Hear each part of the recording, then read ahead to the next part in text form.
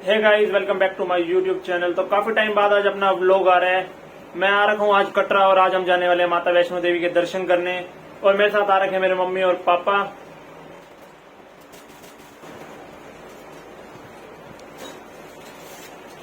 सुबह हमने RFID लिया नहीं था क्योंकि उसके लिए हमें 6 घंटे के अंदर यात्रा करनी होती है और हम काफी ज्यादा थक चुके थे, तो हम अपने होटल पर रेस्ट करने के लिए आ गए थे।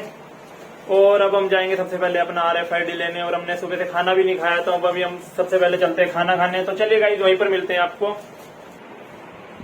ये नीचे लगे ना? हाँ, लॉक कर दिया। चलो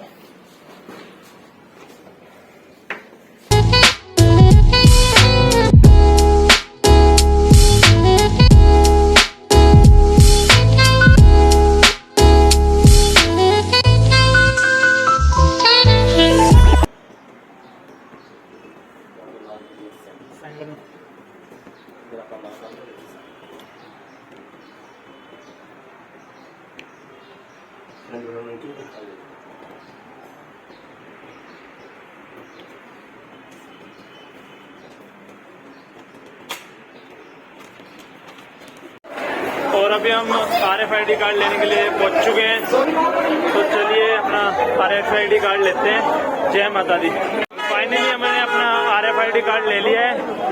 यहाँ पर ज्यादा खास लंबी भीड़ तो नहीं थी, लेकिन अब आगे जाकर देखते हैं कि मतलब कि अंदर एंट्री के लिए कितनी लंबी भीड़ होती है। तो चलिए, ये देखिए गाइस कितनी लंबी लाइन लगी हुई है। और अभी हमें वहां से एंट्री के लिए लगना है। और ये देखिए पूरी गोल चक्कर हो गए, आगे तक लगी हुई है लाइन। कम से कम भी हमारा लगता है इसमें 1 घंटा तो कम से कम इसी लाइन में लग जाएगा। और फाइनली गाइस हमने एंट्री ले ली है और अभी हम पहुंच चुके हैं लगभग बाणगंगा के पास। तो बाणगंगा के पास चलते हैं। ये देखिए गाइस बिल्कुल थोड़ा थोड़ा पानी बहाव में आ रहा है, बिल्कुल थोड़ा थोड़ा। और आगे जाके यहाँ से पानी लीक हो रहा है पाइप में से, तो यहीं से मुंह हाथ धो लेते हैं। अभी हम बाणगंगा से मुंह हाथ धोकर आ चुके हैं। और ये देखिए गाइस, ये है बाणगंगा मंदिर। आपको बैक कैमरे से दिखाता हूँ, यहाँ से क्लियर नहीं आ रहा बिल्कुल भी।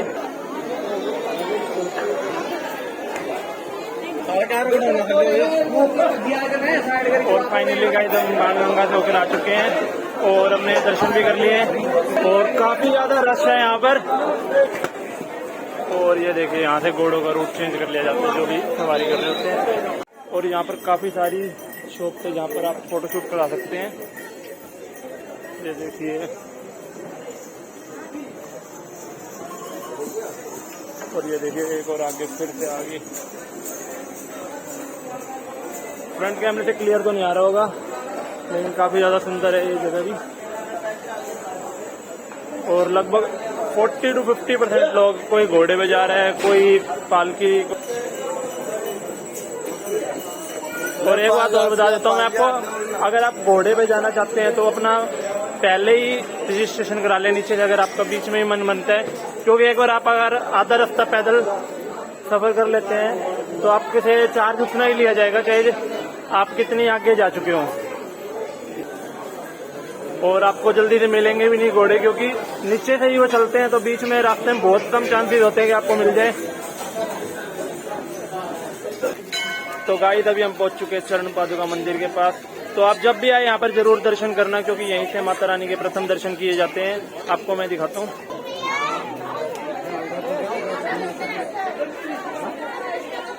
तो गाइस आप बाहर से दर्शन कर लीजिए, क्योंकि यहाँ पर अंदर कैमरा अलाउड नहीं होगा।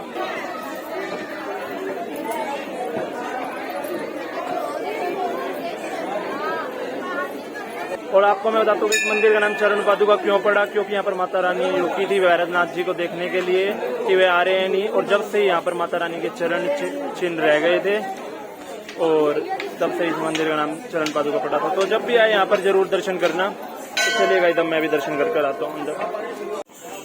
और ये देखो भैया, यहाँ पर जितना भी लोडिंग का सामान होता है वो ये लगभग सारा खच्चर से लेके जाते हैं। मैं आपको दिखाते हैं, पीछे काफी सारे आ रहे हैं।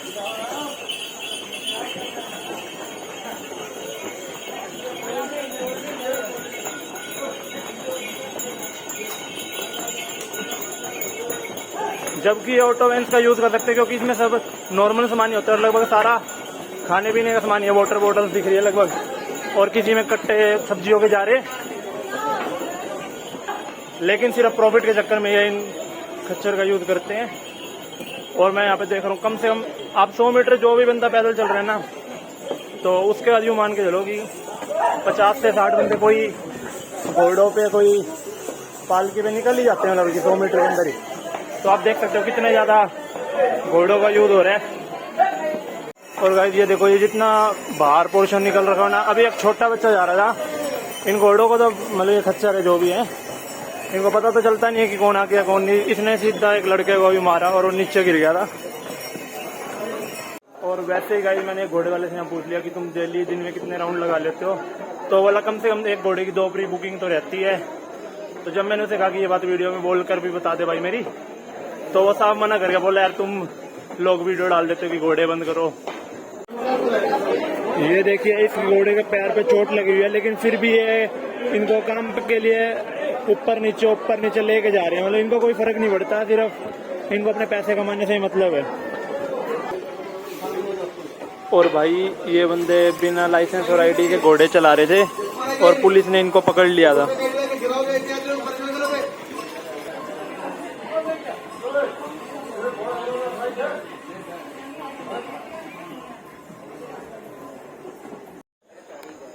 और गाइस मैं आपको एक सजेशन देना चाहूंगा, जब भी आप यहाँ पर यात्रा शुरू करें, वो भी समर सीजन के अंदर, तो कोशिश करें कि आप शाम को ही शुरू करें, क्योंकि हमने देख लो शाम को 7 बजे के बाद शुरू करी थी तो भी हमारे को पसीने आ ही गए। और आप सोच लो कि आप दोपहर में शुरू करोगे तो बुरा हाल हो जाएगा पसीनों से। और फाइनली अब हम पहुंच चुके हैं अर्धकुंवारी, और हमने अर्धकुंवारी जी के दर्शन कर लिए हैं। लेकिन गुफा में तो हम नहीं जा पाएंगे क्योंकि इसमें 30 आवर की वेटिंग चल रही है कम से कम, और उससे पहले तो हमें आगे भी जाना होगा, तो नहीं हो पाएगा वहाँ पर। तो बाकी आपको मैं यहाँ पर रश दिखाता हूँ, काफ़ी ज़्यादा है, आप देख सकते हैं फुल भरा हुआ है ये जितना भी पोर्शन है यहाँ का। और बाकी मैं आपको यहाँ का नाइट व्यू दिखाता हूँ अर्धकुंवारी से। और ये अर्धकुंवारी का व्यू है नाइट का, देख सकते हैं काफ़ी ज़्यादा प्यारा है। और बाकी मैं आपको दिखाता हूँ यहाँ पर काफ़ी ज़्यादा रश है।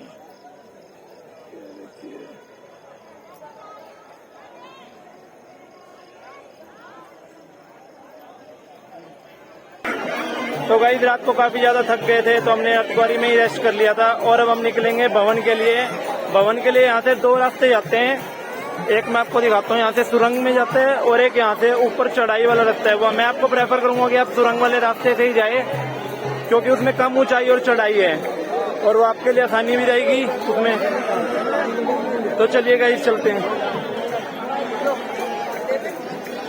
और अभी यहाँ पर मौसम बारिश वाला हो रखा है, थोड़ी थोड़ी बारिश आ भी रही थी।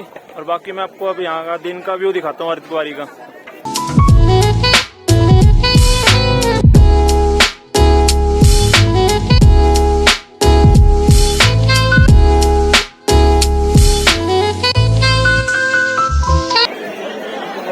ये देखिए गाइस, यहाँ से जहाँ से लोग आ रहे हैं एक रास्ता ही है। मैं आपको प्रेफर करूंगा आप उस सुरंग वाले रास्ते से जाए, क्योंकि यहाँ से लगभग लोग आना ही प्रेफर करते हैं और जाना वहीं से प्रेफर करते हैं।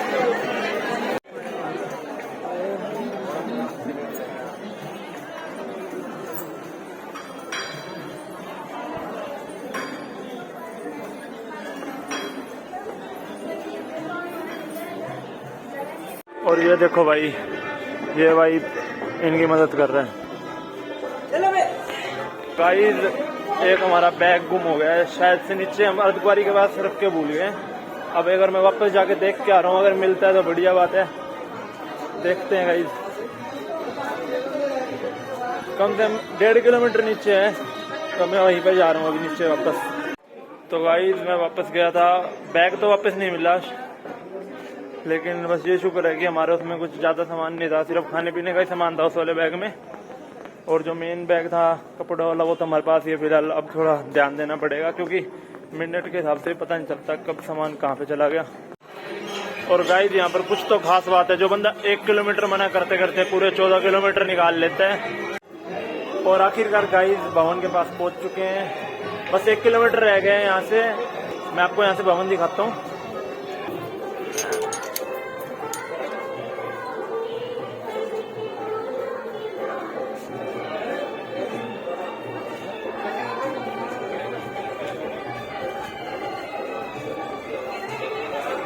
तो इस गेट को वापस बंद कर देते हैं ताकि कोई गिर ना जाए।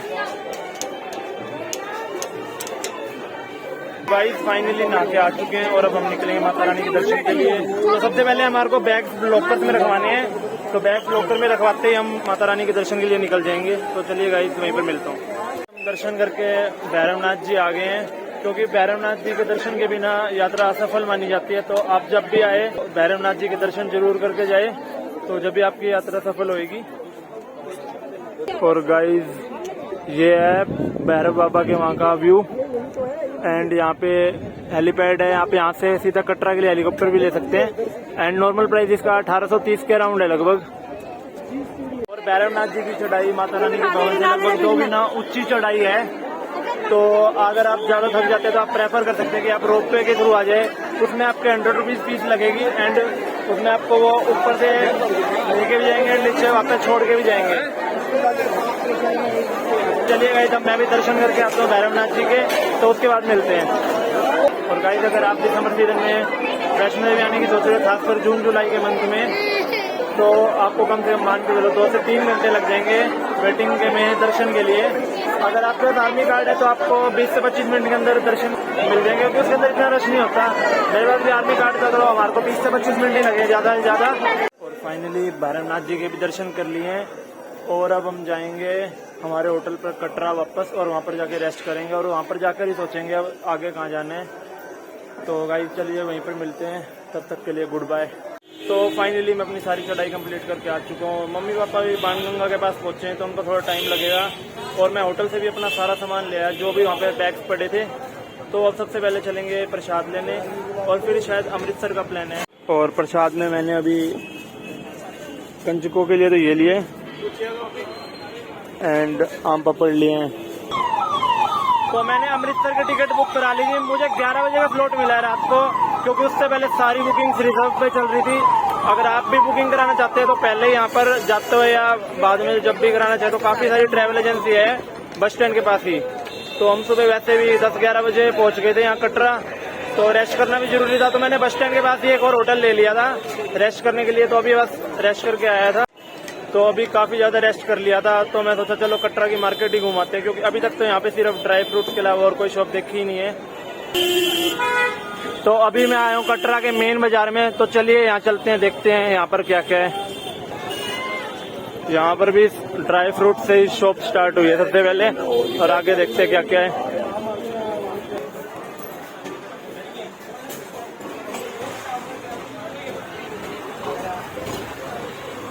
तो यहाँ पर शॉप कपड़ों के भी है, तो आप आना चाहते तो यहाँ पर आ सकते हैं अगर किसी को कपड़े लेने हैं। और यहाँ पे देखते क्या है नए बाजार में।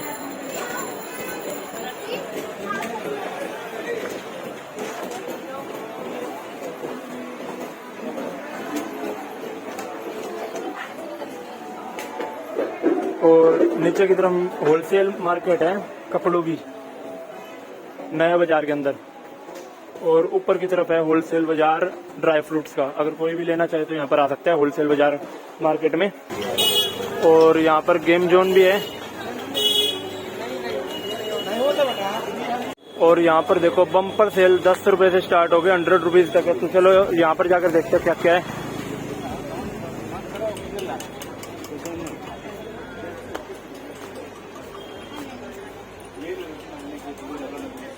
ये देखो भाई 10 रुपए से स्टार्ट है यहाँ पर।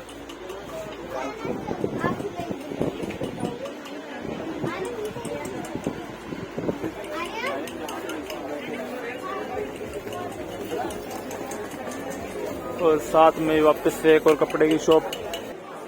तो गाइज मैं यहाँ पे लगभग सारी मार्केट घूम चुका था अंदर तक, तो लगभग आपको यहाँ पर सारी वैरायटी के प्रोडक्ट्स मिलेंगे। तो आप यहाँ पर जरूर घूमने आइएगा अगर आपके पास फ्री टाइम हो। तो अभी तक आपने सुना होगा कि पेट्रोल ब्लैक में मिलता है, और यहाँ कटरा में अभी एक कुल्फी वाला भाई बता रहा था कि जितने भी से साइकिल पर ये कुल्फी बेचते हैं उनकी रिक्वायरमेंट बर्फ की लिमिटेड ही होती है, तो उनको यहाँ बर्फ भी ब्लैक में लेनी पड़ती है। अगर उनको मतलब कि नॉर्मल प्राइस पर बर्फ लेनी है तो उनको क्वांटिटी बल्क में लेनी पड़ेगी, जो कि मतलब उनके रिक्वायरमेंट की होती ही नहीं है, तो उन्हें ब्लैक में ही लेनी पड़ती है। तो देख लो गाइस यहाँ पर क्या बुरा हाल हो रखा है। तो चलिए अब वापस अपने होटल पर चलते हैं, और फिर थोड़ा बहुत रेस्ट करके अमृतसर के लिए निकलेंगे। तो फाइनली गाइस बस मिल गई है, तो चलिए चलते हैं।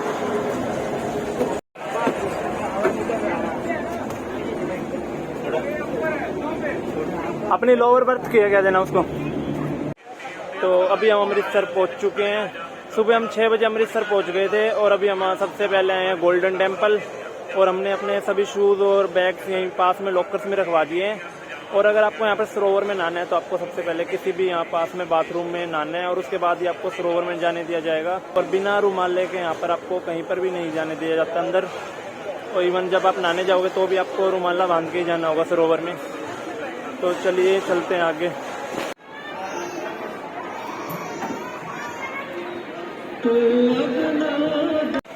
और यहाँ से लाइन लगी हुई है कड़ा प्रसाद लेने के लिए, तो मम्मी अभी वही लेने गई हुई है।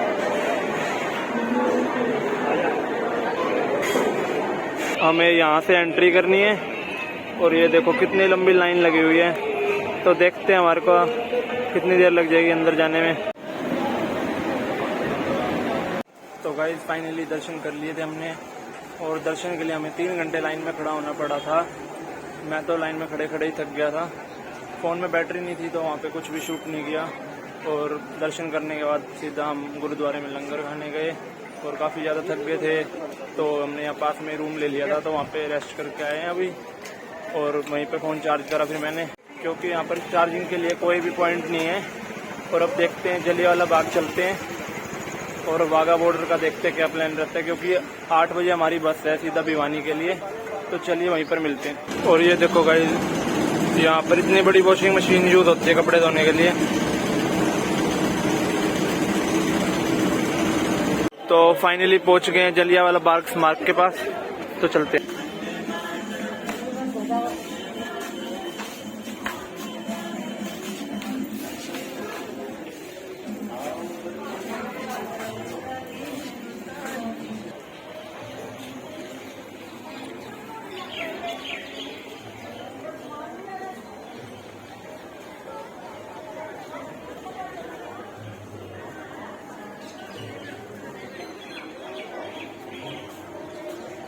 जैसा कि आपको पता है कि जलियांवाला बाग में काफी गोलियां चली थी, तो ये वो वाला कुआं है जहाँ से 120 के लगभग डेड बॉडीज निकली थी यहाँ से।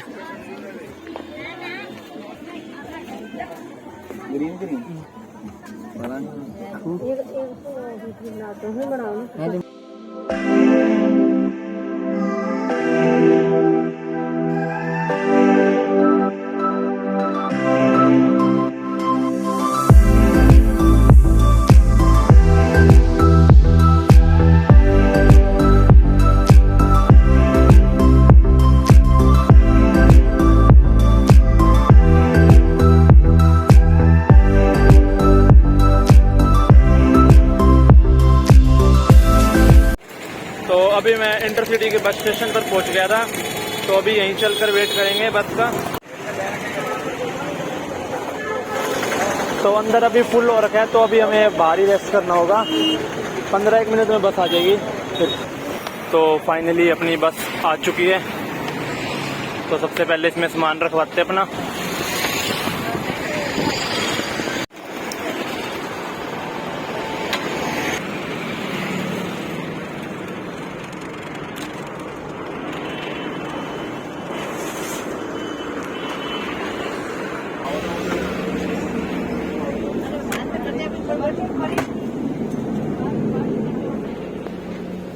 ठीक है, क्या कर रहा है?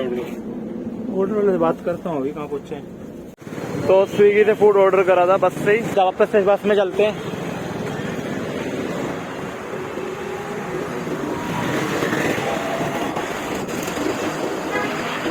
तो वाघा बॉर्डर पर हम जा नहीं पाए, क्योंकि अगर हम वहाँ जाते तो ये बस नहीं ले पाते, और वैसे भी हमें काफ़ी दिन हो गए थे।